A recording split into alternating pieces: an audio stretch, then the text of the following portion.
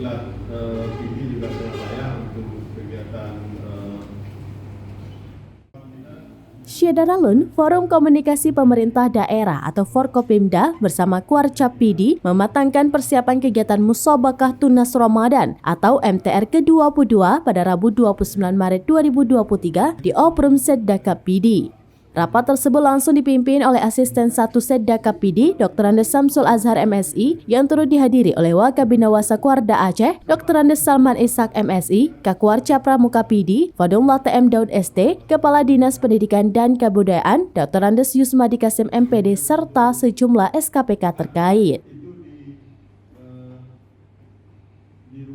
Sementara itu, Kakuarca PD Fadumlah TM Daud ST didampingi Ketua Panitia Pelaksana Dr. Andes Yusmadi Kasim MPD kepada sraminus.com mengatakan, kegiatan MTR ke-22 tahun 2023 ini pihak Panitia Pelaksana telah mematangkan secara sempurna. Mulai dari registrasi kafilah dari 22 kabupaten kota sejak Minggu 2 April 2023 dan penempatan gampung kafilah. Berikutnya, pada malam harinya dilanjutkan seremonial pembukaan MTR ke-22, lokasi perlombaan 5 cabang MTR, pengamanan dan konsumsi peserta, serta rangkaian acara penutupan pada malam 17 Ramadan.